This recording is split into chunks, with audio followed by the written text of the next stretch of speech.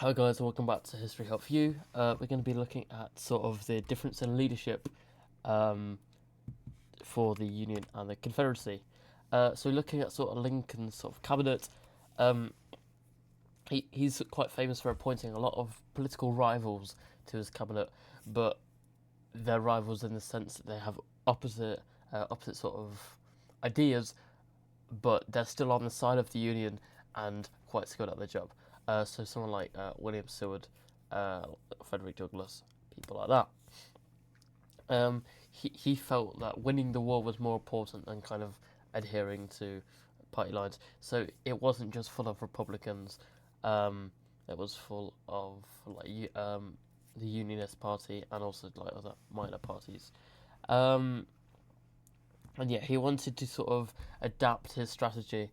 Um, One thing that made him such a great leader was that he was able to adapt when times came. In the sense that if something was clearly not working, instead of pushing at it and keep going, he was able to sort of adapt. Jefferson Davis, on the other hand, he was obviously the Confederate president. He obviously established the Confederate Constitution, which, like the American Constitution, it was a bit more sort of focusing on states' rights and sort of defending slavery. Um, he himself often clashed with kind of his cabinet. He wasn't very good at sort of assigning people to do certain things. He kind of wanted to do everything by himself. And yes, he was inflexible and kind of quite a micromanager, like Abraham Lincoln.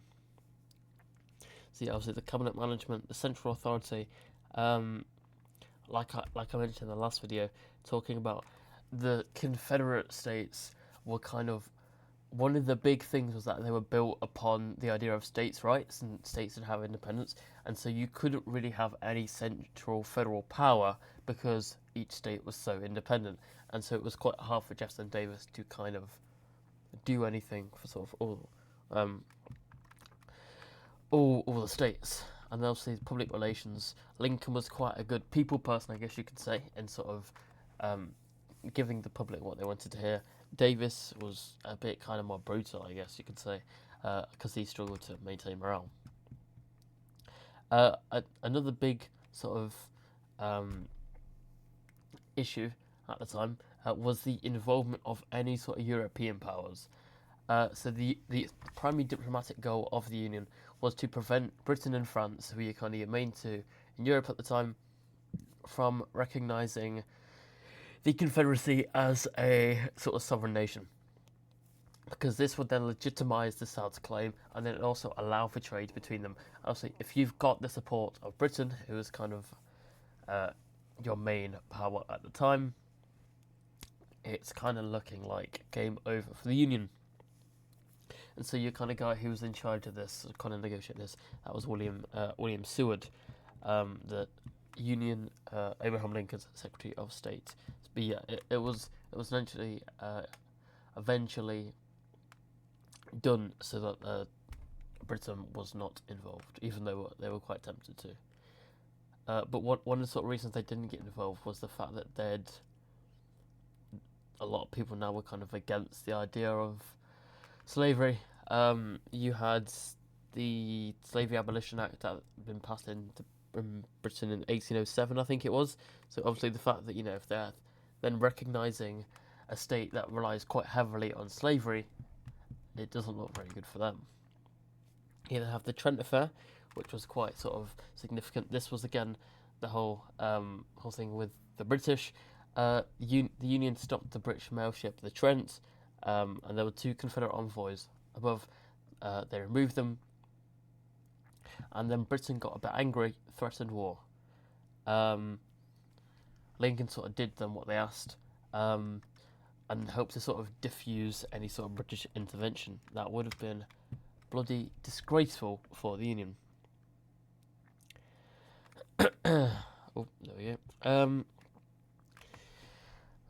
Again, one of the the big things was that Britain wanted cotton. They wanted to get it from the South. They wanted to get it from the Confederacy. Um, And so they kind of embargoed cotton exports, trying to sort of persuade the British textile industry to kind of intervene to break the Union blockade and to sort of get the cotton that they wanted. This backfired, and sort of Britain just found an alternative source in Egypt and India. And again, as I mentioned, the kind of moral public opinion was against slavery. The Union command structure, yeah, as I kind of mentioned, difficulties in having a capable general. You had McClellan, Burnside, and Hooker, who were just not very good at their job. But then obviously had Ulysses Grant, who was doing quite well, and obviously made the main guy. The Confederates, on the other hand, Davis sort of favoured having sort of people that he knew and were kind of his mates, instead of people who were generally capable. However, they did eventually have superior officers for probably the first half of the war. So Lee and Jackson, yeah. But yeah, I mean, it was only until Ulysses Grant became in charge of the Union forces in, I think it was 1863, that it kind of picked up for the Union. And there we go. That's about it. Yes, obviously, a few takeaways.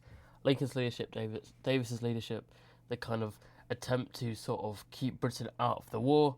And yeah, that's it for this one. I'll see you guys in the next one.